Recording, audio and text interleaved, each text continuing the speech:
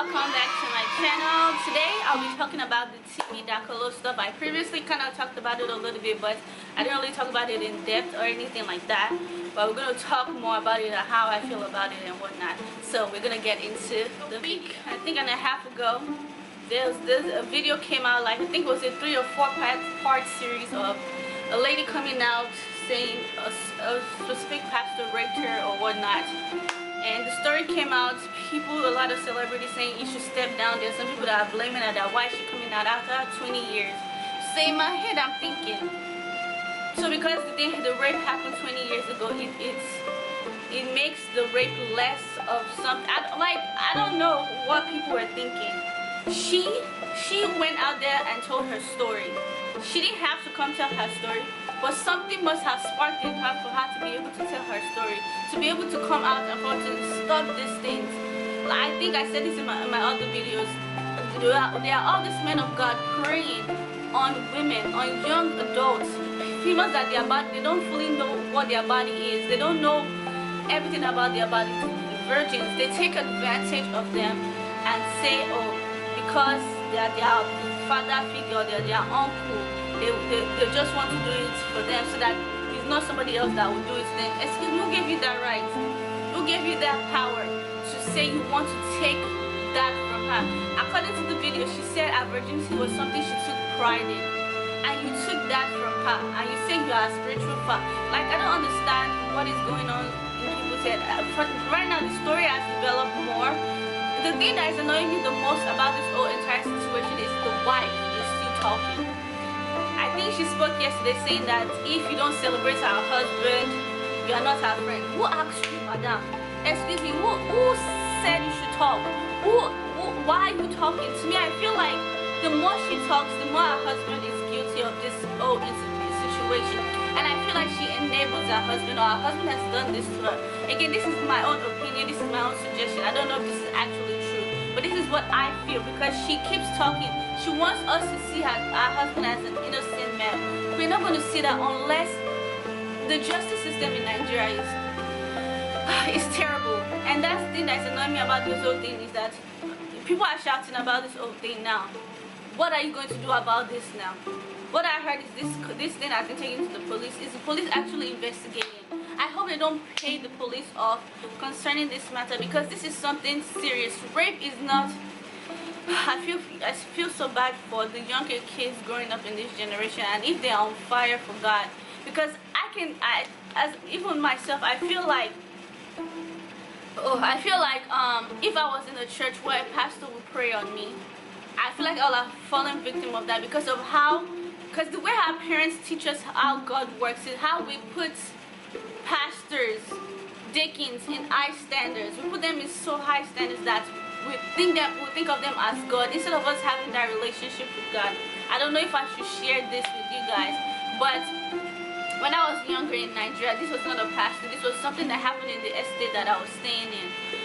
My parents, me and my sisters would go home, come back from school, go stay with a neighbor because we could not stay at home by ourselves or whatever. I don't think I've shared this with anybody. I think my parents and my sisters are the only ones that know, if they even remember, but I remember it. As I was going home, there was a carpenter that lives like in that estate that was building something for most people there. So he called me. It was like, oh, I should go and mark him, I'm allowed, something like that. So as I was going, he called me, put me to the corner, and he told me, I don't know if I should share this, because the funny thing is, I remember this so vivid. Like, this is one of the memories in Nigeria that I remember so much. I didn't get raped or anything, but I was close to it.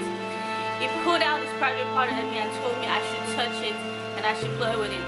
I touched it and I started feeling uncomfortable. After I started feeling uncomfortable, I just ran out of the place and I went to go meet the lady that I was living with, that I was staying with before my parents came back from work, to go out with it. If you see, this is how I feel like people should do in life. If you see the way the lady came out, she ran out of her house, ran down the street to where the guy was and started beating him. This is how I feel like we should be defending people. If I have not, I don't know, if I have not felt a little bit uncomfortable, even though the thing went a little deeper. I mean, I did touch the part, but I started feeling uncomfortable and I moved away. If I did not do that, something else could possibly have happened. you get like it could have been a little bit more worse than what the situation may have been. So she came out. When I tell you she fought the guy, she's a woman. She's a little bit bigger. The guy was a little skinny. She came out and she fought the guy. People had to come around to tell her to get off him. This is how I feel like we need to be defending people that come out with stuff like this. If this is how I feel like these people that are talking about saying, oh, she's lying, blah blah blah, like that. If your daughter, your sister, or your mother came to you and told you they were raped by a specific person, and this person that you see, you put them on a pedestal, would you say they are lying? Is it because she came out 20 years later or whatever you are saying she's lying? That is not fair. To me, I feel like we all need to be putting ourselves in people's shoes to see how we will react. Or if this happened to somebody somebody that is our relative or whatever the case may be, is this how you're going to react to the situation? That's why I thank God for the people that were in my life at that period of time. Even after this whole situation thing happened, she informed my mom. There was no discussion that was had, and I feel like with that being said, it was like they don't know how to deal with stuff like that. I don't blame my parents or anything like that because nothing really happened. But the thing is, I actually do remember that thing. That thing is, stuff like that will stay with you. Most of my childhood in Nigeria, I don't remember it a lot, but I do remember that specific time in my life when that actually happened. And I was a gullible child. I feel like I'm still gullible, but I'm a little bit more mature with my gullibleness. But to me, I feel like if I was in that space, like Busola Dakolo was, I'll have fall prey for something like that. My situation is not as worse as her. The man defiled her. The man, let me tell you, men, especially men that have something going on with them up here, and they refuse to get help. They are the problem. And I feel like that pastor I don't even want to even mention his name because his name is irrelevant. He's not someone that we need to talk about because he's a very stupid person. For him to go on his altar and still talk. And the thing is, when the whole thing happened, they had security guards in church. What did you need security guards? Like, my blood pressure is boiling. Like, what did you need security guard for? That means you're saying that you're guilty of something that they've accused you of. Why did you need security?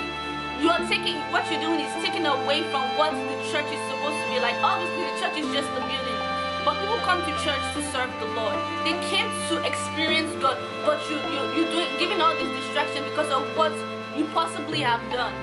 Why did you bring guards to church? What was the message you were trying to send with that? Then before they entered, you asking them questions about the church. Excuse me, what was your purpose in doing that? Why did you do that? What was the intention that you were trying to come out with? And then the wife stepped up on the pulpit and said, my husband has never, and he took the mic. That's how I know he's guilty. Because you're doing all of these things, and you're saying you've never ever in your life, even as an unbeliever, raped anybody. Take responsibilities for your actions. And Nigeria's justice system needs to come in place in this situation and help and put this lady out of her misery. She's gone through this for so many years, kept this in, not done it. Even a few years ago when the incident of the SA Waters things came out, nobody believed that lady. But now they believe her because she is somebody that they know her husband is no. People are saying they're doing it for clout so her husband's son can be played. What kind of record would they play with him saying that? To me, I feel like that's bad publicity. If someone comes out and says something about rape, because you know the stigma, what if a victim of rape come out, the stigma that will have on her. What sales are they running for? Like, Nigeria needs help, serious help. Like, it's ridiculous the kinds of things that is being done in that country, that is being thrown under the bridge, going under the water. It's so annoying, to be honest. Like when the whole situation thing happened, my sister called me and she was like, this country that we call Nigeria is a mess. She was shouting on the phone. I said, you are shouting. What can we do? The best we can do is take out to social media and make sure the police take action. It's just, to be honest, it's sad. And my prayer to her is for her and every other victim that's been raped by this man or taken advantage of by this man. I pray the Lord heals you comforts you, guides you, just helps you in every aspect that you need help in. Thank you guys so much for watching. Let us comment below what you think about this whole rate thing and whatnot. Comment below, and I'll see you guys in my next video. Bye.